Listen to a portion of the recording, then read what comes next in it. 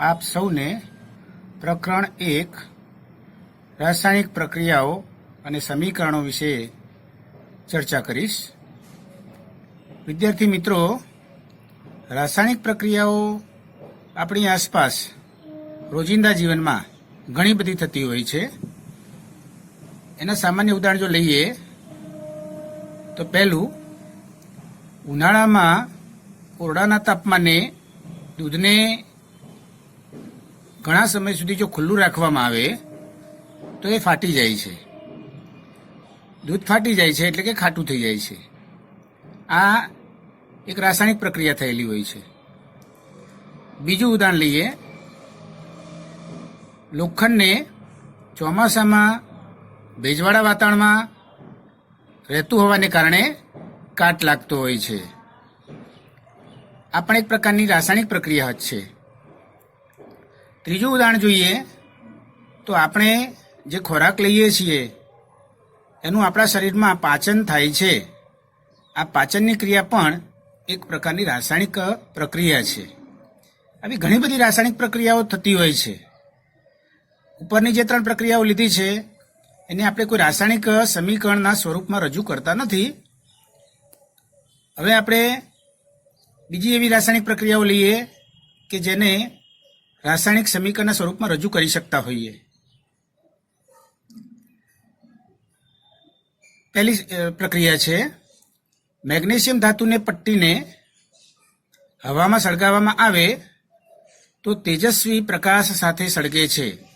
ઝઘારા મારતા પ્રકાશ સાથે સળગતી હોય છે અને પ્રક્રિયાને અંતે રાખ બનતી હોય છે જે મેગ્નેશિયમ ઓક્સાઇડ હોય છે. આ રાસાયણિક પ્રક્રિયાને આપણે દર્શાવવી હોય તો એના માટે રાસાયણિક સમીકરણ રજૂ કરવું પડતું હોય છે. કોઈ પણ રાસાયણિક પ્રક્રિયાનું વર્ણન કરવું હોય તો એ રાસાયણિક પ્રક્રિયાને રાસાયણિક સમીકરણના સ્વરૂપમાં રજૂ કરવાથી સરળતાથી એને સમજી શકાતી હોય છે. તો આ રાસાયણિક પ્રક્રિયાનું જો સમીકરણ આપણે લખીએ તો 2mg વત્તા O2 is equal to 2mgO. mg ધાતુ છે, એની O2 વાયુ સાથે પ્રક્રિયા થઈ એટલે આપણે એને ગરમ કરીએ છીએ એટલે એને હવામાં રહેલા ઓક્સિજન વાયુ સાથેની પ્રક્રિયા થાય છે અને MgO બને છે જે મેગ્નેશિયમ ઓક્સાઇડનું અણુસૂત્ર છે. એટલે આપણે રાસાયણિક પ્રક્રિયા થઈ હોય અને એમાં ભાગ લેતા જે પદાર્થો છે એ પદાર્થો પ્રક્રિયકો ગણાય છે અને પ્રક્રિયાને અંતે ઉત્પન્ન થયેલા જે પદાર્થો હોય છે એને નિપજો કહેવામાં આવે છે. પ્રક્રિયકો અને નિપજોને જે તે પદાર્થના અણુસૂત્ર સ્વરૂપે રાસાયણિક સમીકરણમાં રજૂ કરવામાં આવતા હોય છે. જો રાસાયણિક પ્રક્રિયામાં ભાગ લેતા પદાર્થોનું કોઈ અણુસૂત્ર ન હોય તો આપણે એને રાસાયણિક સમીકરણના સ્વરૂપમાં રજૂ કરી શકતા નથી.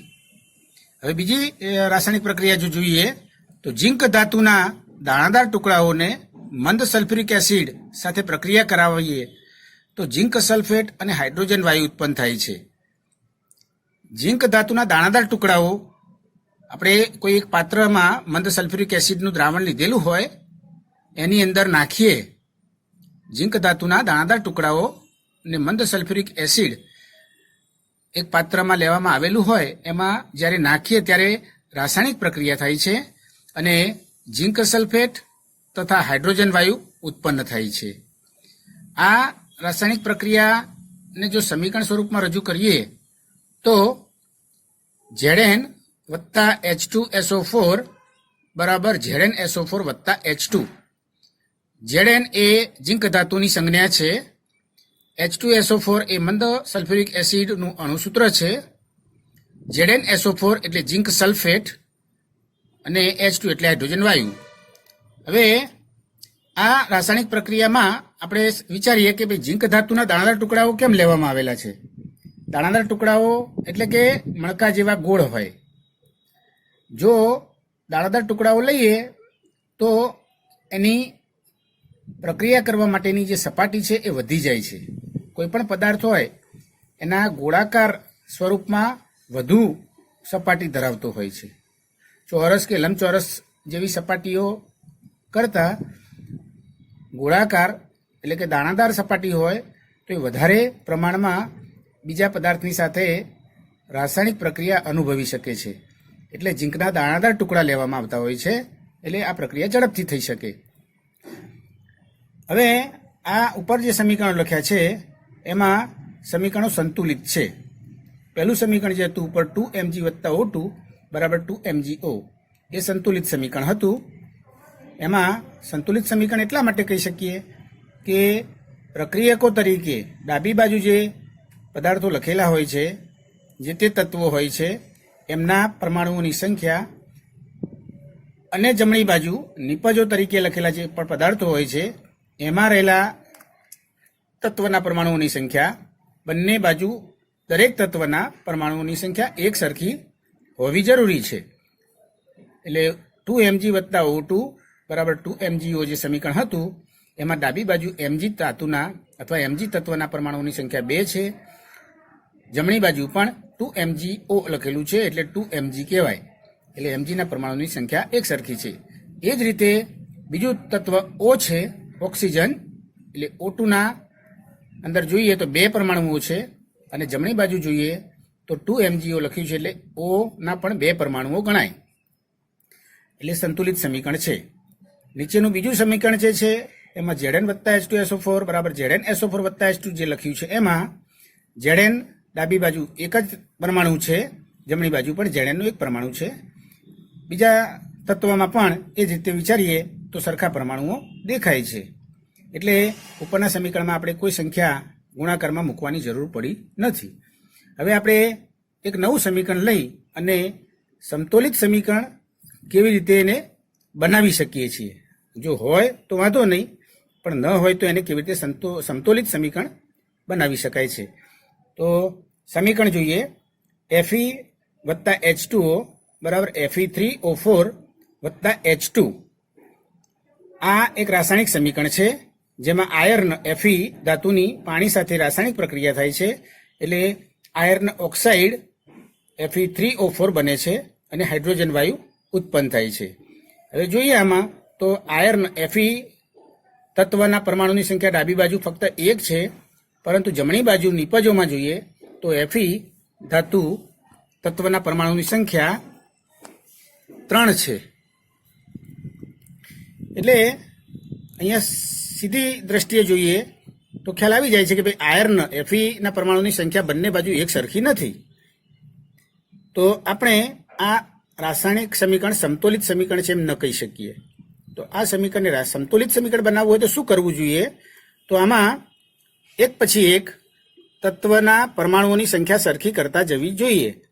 તો સૌથી પહેલા કયા તત્વના પરમાણુની સંખ્યા સરખી કરવી જોઈએ? તો આપણે પહેલા જે તત્વના પરમાણુની સંખ્યા વધારે હોય એને ધ્યાનમાં લઈને આગળ વધવું જોઈએ. તો આપણે જોઈએ ઓક્સિજનના પરમાણુઓની જમણી બાજુ 4 સંખ્યા છે, એટલે આપણે એ ઓક્સિજનના પરમાણુની સંખ્યા પહેલા સરખી કરીશું. તો કેવી રીતે કરી શકાય? તો નીચે જુઓ તમે સમતોલિત સમીકરણ છે એમાં H2Oની આગળ 4 મૂક્યા છે. આપણે એક સાથે બધા જ સંયોજન સૂત્રોની આગળ સંખ્યા મૂકી દેવાની હોતી નથી, એક પછી એક આપણે વિચારીને મૂકવાની હોય છે. પહેલા H2Oની આગળ 4 મૂકીએ એટલે આપણે ડાબી બાજુ ઓના પરમાણુની સંખ્યા 4 કરી શકીએ છીએ. કોઈ પણ સંખ્યા ગુણાકારમાં જ્યારે મૂકીએ ત્યારે આખા અણુસૂત્રની ડાબી તરફ લખવાની હોય છે. એટલે 4 H2O લખીએ એટલે કે ઓક્સિજનના પરમાણુની સંખ્યા ડાબી બાજુ 4 થઈ ગઈ. જમણી બાજુ 4 હતી એ પ્રમાણે ડાબી બાજુ 4 થઈ ગઈ. ત્યાર પછી બીજા તત્વનું વિચારીએ તો Feની સંખ્યા જમણી બાજુ 3 છે, તો આપણે ડાબી બાજુ Feની આગળ 3 સંખ્યા મૂકીએ એટલે એની સંખ્યા પણ 3 થઈ જાય. ત્યારબાદ હાઇડ્રોજનની વાત કરીએ તો જમણી બાજુ H2 છે, 2 પરમાણુ છે, જ્યારે ડાબી બાજુ ગણી જોઈએ તો 4H2O લખેલું છે. તો 4H2Oમાં હાઇડ્રોજનના પરમાણુની સંખ્યા જો ગણીએ તો 4 દુ 8 થઈ. એટલે 8 પરમાણુઓ કરવા હોય તો જમણી બાજુ H2ની આગળ 4 મૂકી દઈએ એટલે ત્યાં પણ સંખ્યા 4 દુ 8 થઈ ગઈ. એટલે આ સમીકરણ સંતુલિત સમીકરણ થઈ ગયું કહેવાય. હવે આવા સંતુલિત સમીકરણ ની અંદર વધારે જો વર્ણન કરવું હોય તો ભૌતિક અવસ્થાઓ દર્શાવવી જરૂરી હોય છે. જે તે પદાર્થની ભૌતિક અવસ્થા કેવી છે, ઘન છે, પ્રવાહી છે, વાયુ સ્વરૂપ છે કે જલીય દ્રાવણ સ્વરૂપ છે.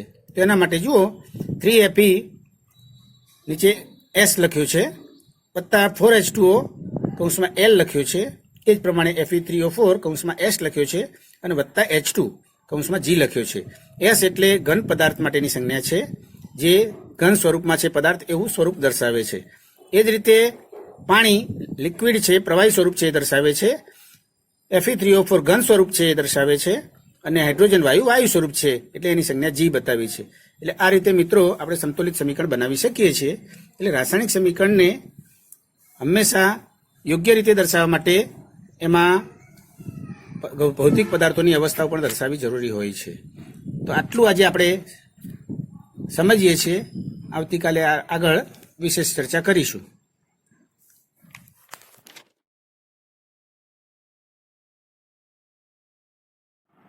વિદ્યાર્થી મિત્રો, ધોરણ 10 સાયન્સમાં પહેલા પાઠની અંદર ગઈ વખતે આપણે રાસાયણિક પ્રક્રિયાઓની વાત કરેલી. હવે રાસાયણિક પ્રક્રિયાઓના પ્રકારોની વાત કરીએ છીએ. પહેલો પ્રકાર છે સંયોગીકરણની પ્રક્રિયા. એની વ્યાખ્યા જોઈએ. જે રાસાયણિક પ્રક્રિયા દરમિયાન બે કે વધુ પ્રક્રિયકોમાંથી માત્ર એક જ નિપજ બને છે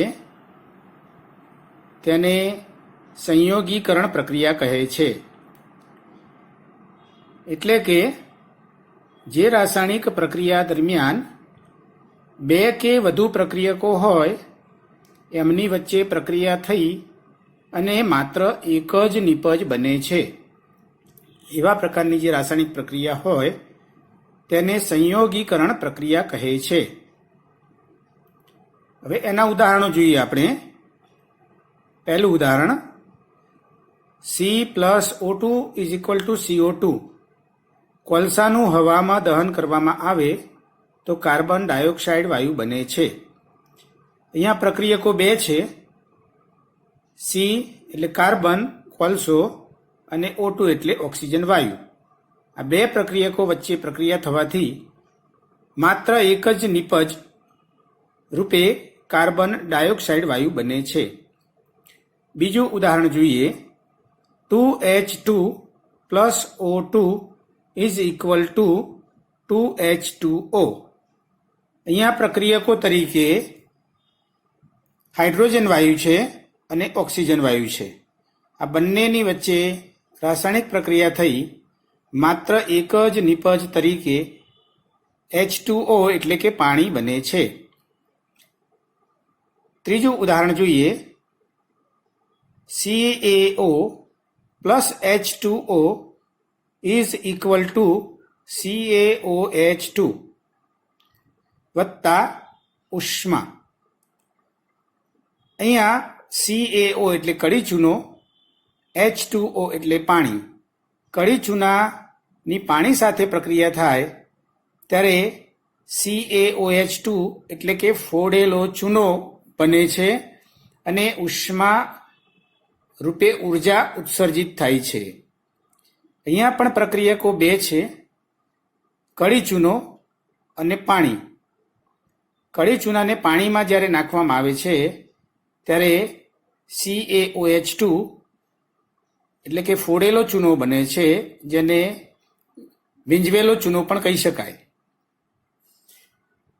આમાં પણ બે પ્રક્રિયકો વચ્ચે પ્રક્રિયા થઈ અને માત્ર એક જ નિપજ રૂપે ફોડેલો ચૂનો બને છે. એટલે આ પણ સંયોગીકરણ પ્રક્રિયા છે. આ ત્રણ ઉદાહરણોમાં આપણે સમજી શકીએ છીએ કે બે પ્રક્રિયકોની વચ્ચે પ્રક્રિયા થઈ અને એક જ નિપજ મળતી હોય છે. હવે બીજી એક પ્રક્રિયા જોઈએ, વિઘટન પ્રક્રિયા. એની વ્યાખ્યા છે જે રાસાયણિક પ્રક્રિયા દરમિયાન એક પ્રક્રિયકનું વિઘટન થઈ ને બે કે વધુ નિપજો બને છે તેને વિઘટન પ્રક્રિયા કહે છે. એટલે કે એક જ પ્રક્રિયક હોય એનું વિઘટન થાય, એટલે કે એનું વિભાજન થાય અને પ્રક્રિયાને અંતે એમાંથી બે કે બે કરતાં વધારે નિપજો મળતી હોય છે. આવા પ્રકારની જે રાસાયણિક પ્રક્રિયા હોય તેને વિઘટન પ્રક્રિયા કહે છે. હવે વિઘટનની પ્રક્રિયાના ઉદાહરણો જોઈએ. પહેલું ઉદાહરણ છે ફેરસ સલ્ફેટ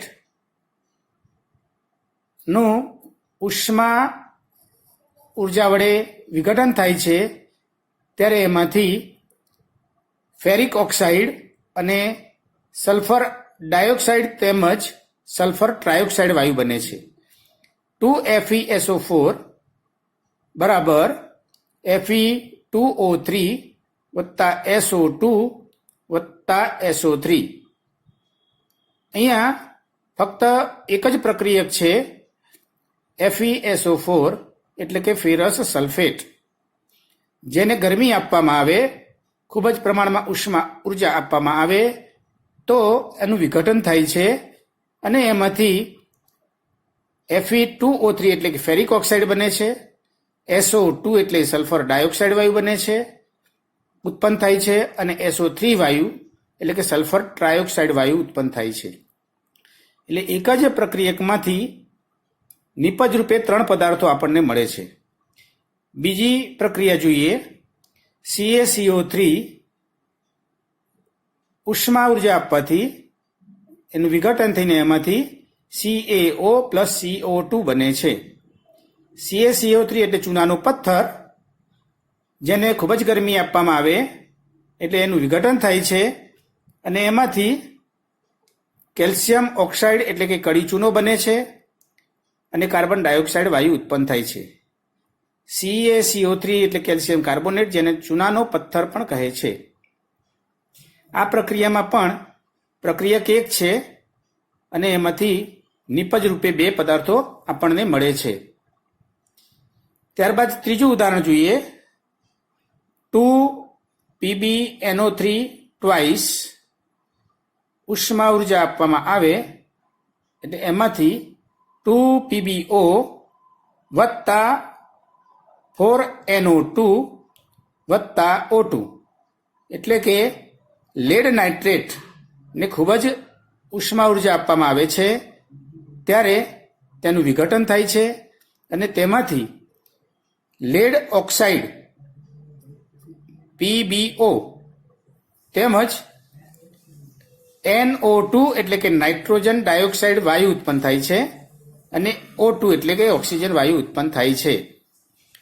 એટલે આ રાસાયણિક પ્રક્રિયામાં પણ એક જ પદાર્થ છે લેડ નાઇટ્રેટ, જેનું ઉષ્મા ઉર્જા વડે વિઘટન થાય છે અને એમાંથી 2 કે 2 કરતાં વધારે નિપજો આપણને મળે છે. એટલે આ એક વિઘટન પ્રક્રિયાનું ઉદાહરણ કહેવાય.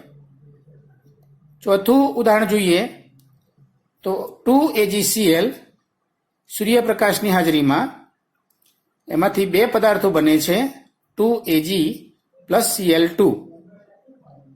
સિલ્વર ક્લોરાઇડ ને સૂર્યપ્રકાશની હાજરીમાં રાખવામાં આવે છે ત્યારે આ સિલ્વર ક્લોરાઇડનું વિઘટન થાય છે અને એમાંથી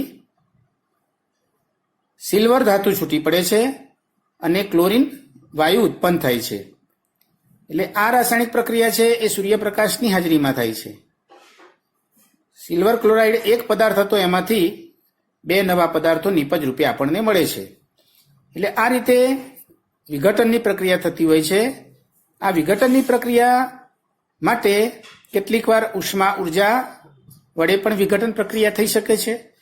કેટલીક વાર સૂર્યપ્રકાશની હાજરીમાં એટલે ઉર્જા રૂપે વિઘટનની પ્રક્રિયા થાય છે અને કેટલીક વાર વિદ્યુત વિઘટનની રીતે પણ વિઘટનની પ્રક્રિયા થઈ શકે છે. દાખલા તરીકે પાણીનું વિદ્યુત વિઘટન કરવામાં આવતું હોય છે. H2O પાણીમાં વિદ્યુત પ્રવાહ પસાર કરવામાં આવે છે તો આ પાણીનું વિઘટન થઈ અને એમાંથી હાઇડ્રોજન વાયુ અને ઓક્સિજન વાયુ આ બે વાયુઓ ઉત્પન્ન થાય છે. એટલે પાણીના વિદ્યુત વિઘટનની જે પ્રક્રિયા છે એ વિદ્યુત વિઘટનની પ્રક્રિયા છે. એટલે કે એમાં વિદ્યુત પ્રવાહ પસાર કરવામાં આવતો હોય છે. એટલે વિઘટનની પ્રક્રિયા ઉષ્મા ઉર્જા આપીને પણ થઈ શકતી હોય છે. કેટલીક પ્રક્રિયા સૂર્યપ્રકાશની હાજરીમાં પણ થતી હોય છે અને કેટલીક પ્રક્રિયા વિદ્યુત પ્રવાહ પસાર કરીને વિદ્યુત વિઘટનની રીતે પણ થઈ શકતી હોય છે. એટલે વિદ્યુત વિઘટનની પ્રક્રિયામાં આ રીતે એક પ્રક્રિયક હોય, એક જ પદાર્થ હોય અને એમાંથી પ્રક્રિયાને અંતે બે કે બે કરતાં વધારે નિપજો ઉત્પન્ન થતી હોય છે. એટલે આ બે પ્રક્રિયાઓ આજે આપણે સમજીએ છીએ. પહેલા જે સમજ્યા તે સંયોગીકરણ પ્રક્રિયા છે. સંયોગીકરણની પ્રક્રિયાની અંદર એક પદાર્થ બને છે નિપજ રૂપે બે કે બે કરતાં વધારે પ્રક્રિયકો વચ્ચે પ્રક્રિયા થઈને. જ્યારે વિઘટન પ્રક્રિયાની અંદર એક જ પ્રક્રિયક હોય અને એમાંથી બે કે બે કરતાં વધારે નિપજો મળતી હોય છે. એટલે સંયોગીકરણની પ્રક્રિયા અને વિઘટનની પ્રક્રિયા એકબીજાની વિરોધી પ્રક્રિયાઓ આપણે કહી શકીએ છીએ. બંનેમાં વિરોધી પ્રક્રિયા થતી હોય છે. એટલે મિત્રો આજે આપણે આ બંને પ્રકારની પ્રક્રિયાઓની ચર્ચા અહીંયા પૂર્ણ કરીશું. આવતી વખતે બીજી પ્રક્રિયાઓની વાત કરીશું. આભાર.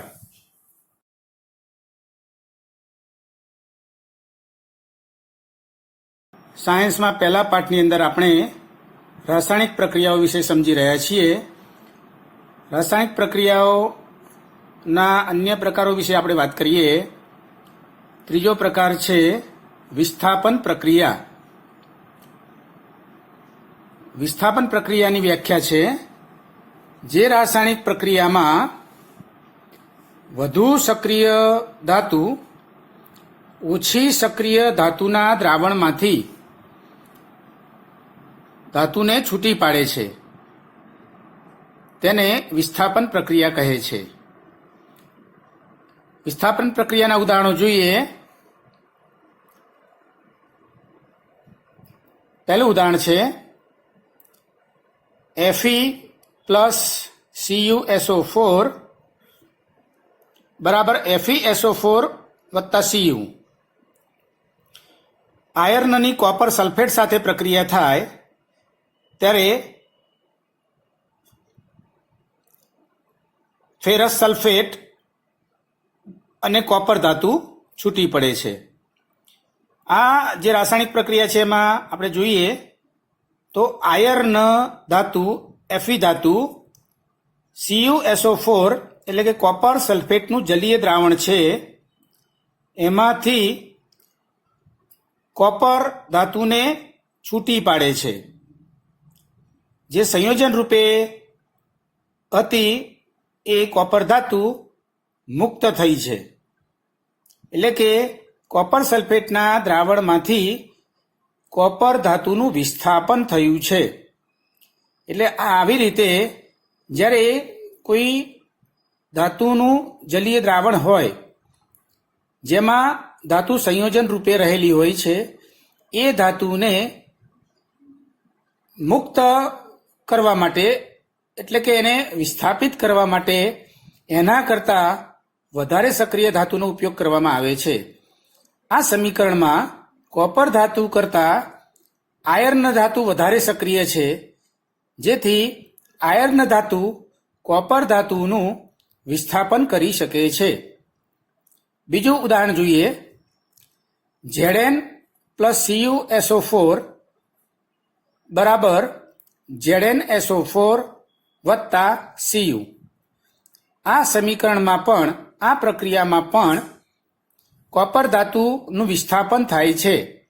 કોપર સલ્ફેટના જલીય દ્રાવણમાંથી કોપર ધાતુ છૂટી પડે છે, મુક્ત થાય છે, એટલે કે એનું વિસ્થાપન થાય છે. અહીંયા Zn ધાતુ કોપર ધાતુનું વિસ્થાપન કરે છે. Zn ધાતુ એટલે કે ઝિંક ધાતુ પણ કોપર ધાતુ કરતાં વધારે સક્રિય ધાતુ છે. એટલે ઝિંક ધાતુ વડે કોપર ધાતુનું વિસ્થાપન થઈ શકે છે. ત્રીજું ઉદાહરણ જોઈએ. Pb+CuCl2 = PbCl2 + Cu. આ પ્રક્રિયામાં પણ કોપર ધાતુનું વિસ્થાપન થયું છે. CuCl2 એટલે કે કોપર ક્લોરાઇડનું જે દ્રાવણ છે એમાંથી કોપર ધાતુ છૂટી પડી છે. Pb એટલે કે લેડ અથવા એને સીસુ કહેવાય. આ લેડ ધાતુ કોપર ધાતુ કરતા વધારે સક્રિય છે. એટલે લેડ ધાતુ વડે કોપરના દ્રાવણમાંથી કોપર ધાતુનું વિસ્થાપન થઈ શક્યું છે. આ ઉપરની જે 3 પ્રક્રિયાઓ છે એમાં આપણે જોઈએ છે કે દરેકમાં કોપર ધાતુનું વિસ્થાપન થયું છે. કોના વડે થયું છે? તો ઝીંક, લેડ અને આયર્ન આ ધાતુઓ વડે કોપર ધાતુનું વિસ્થાપન થઈ શક્યું છે. કોપર ધાતુ કરતાં આ ત્રણેય ધાતુઓ વધુ સક્રિય છે. તેથી એટલે મિત્રો આપણે એક વાત યાદ રાખવાની કે જ્યારે કોઈ પણ ધાતુનું વિસ્થાપન કરવું હોય તો એના કરતાં વધારે સક્રિય ધાતુ વડે જ એનું વિસ્થાપન એના દ્રાવણમાંથી થઈ શકતું હોય છે. વધુ સક્રિય ધાતુ હંમેશા ઓછી સક્રિય ધાતુનું વિસ્થાપન કરી શકે છે. મિત્રો, ઓછી સક્રિય ધાતુ કદાપી વધુ સક્રિય ધાતુનું વિસ્થાપન કરી શકતી નથી. આ યાદ રાખવું. હવે સક્રિયતા શ્રેણીની અંદર આ જુદી જુદી ધાતુઓ કઈ સક્રિય વધારે ધાતુ છે અને કઈ સક્રિય ઓછી ધાતુ છે એ આખી સક્રિયતા શ્રેણી આપણને ભણવામાં આવી ગયેલી છે. એટલે વધારે સક્રિય ધાતુ કઈ છે અને ઓછી સક્રિય ધાતુ કઈ છે એ આ વિસ્થાપન પ્રક્રિયા કરવાથી નક્કી થઈ શકતી હોય છે. બે ધાતુઓમાંથી કઈ સક્રિય ધાતુ છે અને કઈ ઓછી સક્રિય ધાતુ છે એ નક્કી થઈ શકે છે. દાખલા તરીકે આપણે જો ઉદાહરણ લઈએ, પહેલું ઉદાહરણ જે હતું કે Fe વત્તા CuSO4 બરાબર FeSO4 વત્તા Cu, એટલે આમાંથી કોપર ધાતુનું વિસ્થાપન આયર્ન ધાતુ વડે થઈ શક્યું છે.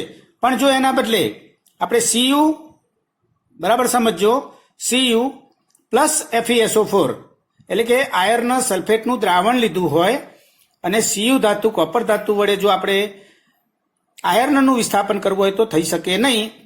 એટલે કે Cu વત્તા FeSO4 બરાબર Cu વત્તા FeSO4 બરાબર CuSO4 વત્તા Fe. આવું સમીકરણ કદી બની શકે નહીં.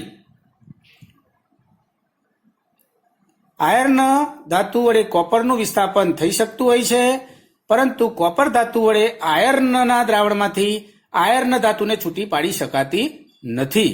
એટલે આ ઉલટસુલટ બંને પ્રક્રિયાઓ કરવાથી ખ્યાલ આવી જતો હોય છે કે કઈ ધાતુ એકબીજામાં વધુ સક્રિય છે.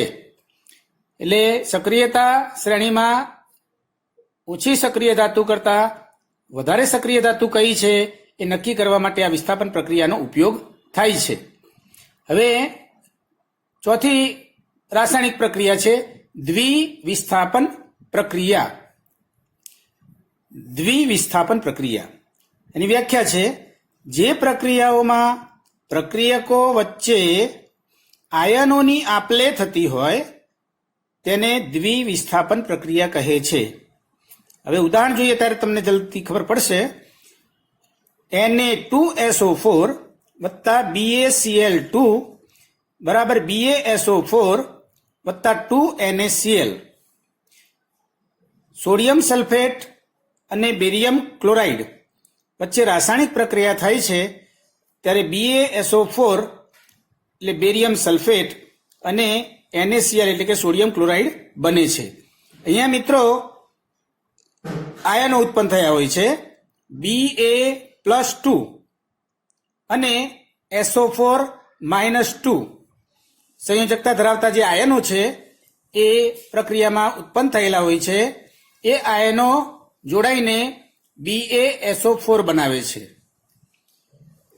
BaSO4ના આ રાસાયણિક પ્રક્રિયા દરમિયાન અવક્ષેપ જોવા મળતા હોય છે. સફેદ રંગના દ્રાવણમાં જેમ કણીઓ ફરતી હોય, કણીઓ દેખાતી હોય એવા સફેદ રંગના અવક્ષેપો જોવા મળતા હોય છે બેરિયમ સલ્ફેટના. એટલે Ba+2 આયન અને SO4-2 આયન, આવા બે આયનોની વચ્ચે રાસાયણિક પ્રક્રિયા થાય છે. આ પ્રક્રિયકમાં જ બે આયનો ઉત્પન્ન થયેલા છે અને એ આયનોની આપલે થઈ છે. અને એમાંથી BaSO4 બન્યું છે. પહેલા પ્રક્રિયકમાંથી SO4 આયન, બીજા પ્રક્રિયકમાંથી Ba+2 આયન. એટલે એ બંને આયનોની આપલે થવાથી BaSO4 બન્યું. એ જ રીતે પહેલા પ્રક્રિયકમાંથી Na+ આયન અને બીજા પ્રક્રિયકમાંથી Cl- આયન. આ બે ધન અને ઋણ આયનો જોડાવાથી NaCl બન્યું છે. એટલે આ રીતે આયનો ઉત્પન્ન થતા હોય છે અને એ આયનોની આપલે થાય છે. પહેલા પ્રક્રિયકનું આયન બીજા પ્રક્રિયક સાથે, બીજા પ્રક્રિયકનું આયન પહેલા પ્રક્રિયક સાથે જોડાઈને નવા પદાર્થો બનાવે છે. આવા પ્રકારની જે રાસાયણિક પ્રક્રિયા છે એને દ્વિવિસ્થાપન પ્રક્રિયા કહે છે. ત્યારબાદ આપણે નવી પ્રક્રિયા જોઈએ, ઉષ્માક્ષેપક પ્રક્રિયા. એની વ્યાખ્યા છે, જે રાસાયણિક પ્રક્રિયા દરમિયાન ઉષ્મા ઉર્જા ઉત્પન્ન થાય છે તેને ઉષ્માક્ષેપક પ્રક્રિયા કહે છે.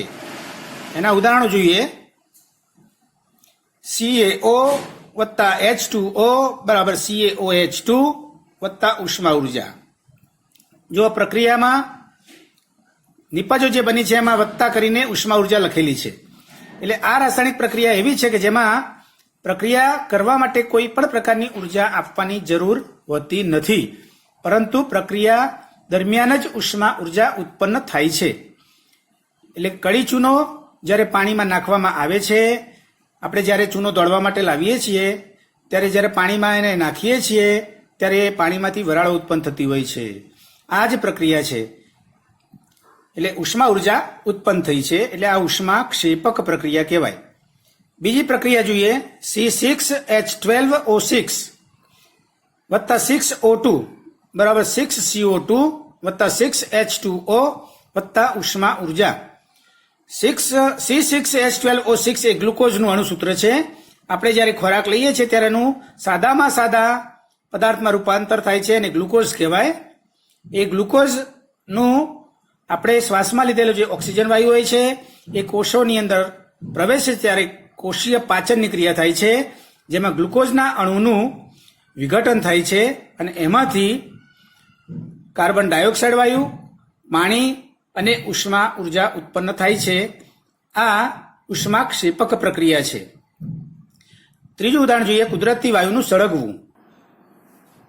મિથેન વાયુને હવામાં સળગાવવામાં આવે છે ત્યારે કાર્બન ડાયોક્સાઇડ વાયુ, પાણી અને ઉષ્મા ઉર્જા ઉત્પન્ન થાય છે, જેનું સમીકરણ છે CH4 વત્તા 2O2 બરાબર CO2 વત્તા 2H2O વત્તા ઉષ્મા ઉર્જા. આ રાસાયણિક પ્રક્રિયા દરમિયાન ઉષ્મા ઉર્જા ઉત્પન્ન થાય છે, એટલે આ ઉષ્માક્ષેપક પ્રક્રિયા ગણાય. ચોથી પ્રક્રિયા જોઈએ, વનસ્પતિજ દ્રવ્ય એટલે કે વનસ્પતિજ કચરો જ્યારે કોવાય છે ત્યારે તેનું વિઘટન થાય છે અને એમાંથી ખાતર બને છે. આ પ્રક્રિયા પણ ઉષ્માક્ષેપક પ્રક્રિયા છે, એટલે કે આ રાસાયણિક પ્રક્રિયા દરમિયાન ઉષ્મા ઉર્જા ઉત્પન્ન થતી હોય છે. છઠ્ઠી પ્રક્રિયા જોઈએ હવે, ઓક્સિડેશન પ્રક્રિયા. નવો પ્રકાર છે. જે રાસાયણિક પ્રક્રિયા દરમિયાન જે પદાર્થમાં ઓક્સિજનના પરમાણુ ઉમેરાય અથવા હાઇડ્રોજનના પરમાણુઓ ઘટે તે પદાર્થનું ઓક્સિડેશન થયું કહેવાય અને એ પ્રક્રિયાને ઓક્સિડેશન પ્રક્રિયા કહેવાય. ઉદાહરણ જોઈએ, 2Cu વત્તા O2 ઉષ્મા ઉર્જા આપવાથી 2CuO બને છે. તો આ રાસાયણિક પ્રક્રિયામાં કોપર ધાતુ એક ઓક્સિજનનો પરમાણુ મેળવે છે અને Cuમાંથી CuO બને છે, એટલે Cuનું ઓક્સિડેશન થયું ગણાય. સાતમી પ્રક્રિયા છે રિડક્શન પ્રક્રિયા, જેની વ્યાખ્યા છે, જે રાસાયણિક પ્રક્રિયા દરમિયાન પદાર્થ ઓક્સિજનના પરમાણુ ગુમાવે અથવા હાઇડ્રોજનના પરમાણુ મેળવે તે પદાર્થનું રિડક્શન થયું કહેવાય. આ પ્રક્રિયાને રિડક્શન પ્રક્રિયા કહે છે. ઉદાહરણ જોઈએ, CuO વત્તા H2 બરાબર Cu વત્તા H2O. અહીંયા CuO કોપર ઓક્સાઇડ એક ઓક્સિજનનો પરમાણુ ગુમાવે છે અને CuO માંથી Cu બને છે. એટલે આ રાસાયણિક પ્રક્રિયા દરમિયાન CuO ઓક્સિજનનો પરમાણુ ગુમાવે છે એટલે એનું રિડક્શન થયું કહેવાય. હવે રેડોક્સ પ્રક્રિયા. જે રાસાયણિક પ્રક્રિયા દરમિયાન એક પદાર્થ ઓક્સિડેશન પામે છે અને બીજો પદાર્થ રિડક્શન પામે છે ત્યારે તે પ્રક્રિયાને રેડોક્સ પ્રક્રિયા કહે છે. ઉદાહરણ જોઈએ. CuO વત્તા H2 બરાબર Cu વત્તા H2O. આ પ્રક્રિયામાં CuO માંથી ઓક્સિજનનો પરમાણુ ગુમાવીને Cu બને છે એટલે તે પદાર્થનું રિડક્શન થયું કહેવાય. H2 માંથી H2O બને છે એટલે H2 માં ઓક્સિજનનો પરમાણુ ઉમેરાય છે એટલે એનું ઓક્સિડેશન થયું કહેવાય. અન્ય ઉદાહરણો જોઈએ તો ZnO વત્તા C બરાબર Zn વત્તા CO. ZnO ઓક્સિજનનો પરમાણુ ગુમાવે છે અને Zn બને છે એટલે તેનું રિડક્શન થયું કહેવાય. C ઓક્સિજનનો પરમાણુ મેળવી CO બને છે એટલે તેનું ઓક્સિડેશન થયું કહેવાય. બીજું સમીકરણ જોઈએ. MnO2 વત્તા 4HCl બરાબર MnCl2 વત્તા 2H2O બરાબર Cl2. MnO2 માં ઓક્સિજનના 2 પરમાણુઓ ગુમાવી અને MnCl2 બને છે એટલે અહીંયા મેંગેનીઝ ઓક્સિજનના પરમાણુઓ ગુમાવી દે છે એટલે મેંગેનીઝનું રિડક્શન થયું છે. બાજુમાં HClમાં રહેલો જે ક્લોરીનનો પરમાણુ છે એ ક્લોરીન એક પરમાણુ હાઇડ્રોજનનો ગુમાવી દે છે અને HClમાંથી એ Cl2 બને છે ત્યારે એની પાસે એક પણ હાઇડ્રોજન રહેતો નથી. એટલે કે એણે હાઇડ્રોજન ગુમાવ્યો છે, હાઇડ્રોજનનો પરમાણુ ગુમાવે છે માટે તેનું ઓક્સિડેશન થયું કહેવાય. મિત્રો, ઉપરની જે પણ રાસાયણિક પ્રક્રિયાઓ ઓક્સિડેશન અને રિડક્શનની આપણે જે સમજ્યા છે તેમાં બરાબર સમજી લેવાનું છે કે જ્યારે કોઈ પદાર્થ પ્રક્રિયક તરીકે હોય અને એમાંથી જ્યારે નિપજ રૂપે આવે ત્યારે એની પાસે રહેલો જ્યારે ઓક્સિજનનો પરમાણુ જો એમાંથી એ ગુમાવી દે તો એનું રિડક્શન થયું કહેવાય. અને જો એ કોઈ જેટલા એની પાસે કદાચ ઓક્સિજનના પરમાણુઓ હોય અને એમાં વધે કોઈ ઓક્સિજનનો નવો પરમાણુ એમાં ઉમેરાય તો એનું ઓક્સિડેશન થયું કહેવાય. એટલે ઓક્સિજનના પરમાણુને માટે આપણે વિચારીએ તો જ્યારે ઓક્સિજનનો પરમાણુ ઉમેરાય ત્યારે ઓક્સિડેશન થાય, ગુમાવે ત્યારે રિડક્શન થાય. હવે એનાથી વિપરીત આપણે વિચારવાનું છે હાઇડ્રોજનના પરમાણુની દ્રષ્ટિએ પણ આપણે ઓક્સિડેશન અને રિડક્શનની પ્રક્રિયા સમજી શકીએ છીએ.